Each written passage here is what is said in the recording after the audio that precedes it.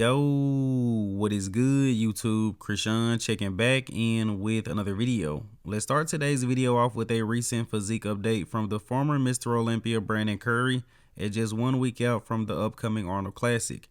I actually grabbed this clip from Brandon's YouTube channel, and I have to say, these updates of Brandon and Jim are looking pretty promising. As usual, Curry looks very bubbly and conditioning also looks great at 1 week out as well.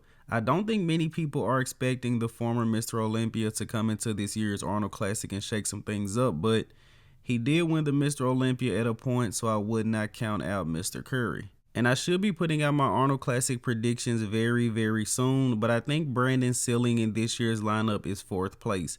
Conditioning looks good. He's always going to have that trademark bubbly 3D muscle, but I'm not seeing the size and the density that Brandon used to have. When he hit that side chest, it looks good. But 2 or 3 years ago, I would have said that Brandon has one of the best in the sport, and I did not get that impression from the side chest. But you guys let me know in the comment section below, what are your thoughts on this recent update of Brandon at just 1 week out, and how do you guys think he's going to place at this upcoming Arnold? Now, while we're on the topic of the Arnold, I did want to talk about this recent training update of Shaun Clarida. And I don't really talk about training updates often, but Shaun's arms, lats just look absolutely crazy here.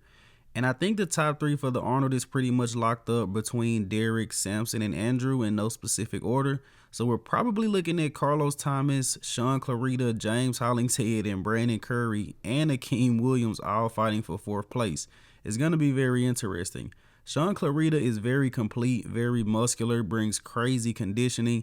He's actually a master of the mandatory poses, I would say, but he's only 5'2".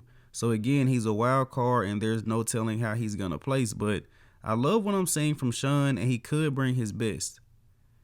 Now next up, we have a recent physique update from none other than Michal Krizo, who is back training and is of course fully healed from their shoulder injury. Now, I heard that Krizo was doing the New York Pro, but now Krizo recently announced that he will also be jumping into the Pittsburgh Pro as well, competing against Good Vito, Nick Walker, Martin Fitzwater, and I think we're going to have one hell of a show in Pittsburgh for that $100K prize money. And I love that we're going to get to see Krizo back on stage, but he is picking a pretty tough show for his first show back. In my personal opinion, I think it's possible that Krizo does not finish in the top 3 at the Pittsburgh Pro, but he also has the physique and is very capable of coming in and shocking everyone to win the entire show. Let's see how Krizo looks as we get closer, but based off the image on the right, he definitely has some work to do before we get to Pittsburgh, but I think we still have about 11 weeks to go. And switching over to classic physique, we have a recent update from Mike Sommerfeld, who has officially arrived in Ohio. And this entire prep, all signs have been pointing to Mike walking away with the Arnold Classic title. I do know that I've been hyping this guy up a lot, but just to remind you guys, Mike did beat Chris Bumstead in a couple of shots at the Mr. Olympia. This guy took points from Chris Bumstead, who all of us pretty much saw as perfect, unbeatable. He's going to win every single year. Now, granted, Mike didn't win, but just the fact that he took points from Chris Bumstead is pretty crazy if you ask me. But again, I'm expecting this guy to come in and get the job done. Hopefully Wesley Vissers, Michael DeBull, and this guy, Logan Franklin, can make the show interesting. Based off all of the updates I'm seeing of Logan going into this year's Arnold, it looks like he's going to bring his all-time best.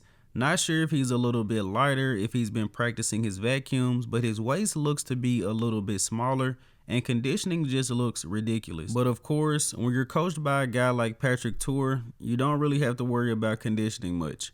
Credit to Patrick, I think he does a great job with all of his clients, one of the best coaches in the sport. But really like what I'm seeing from Logan. As a fan, I would love for him to be top 2 battling it out with Mike. Me analyzing this, I would love for him to be top 3, maybe top 4. Now let's switch over to a recent update of none other than Terrence Ruffin at 11 weeks out from the Pittsburgh Pro.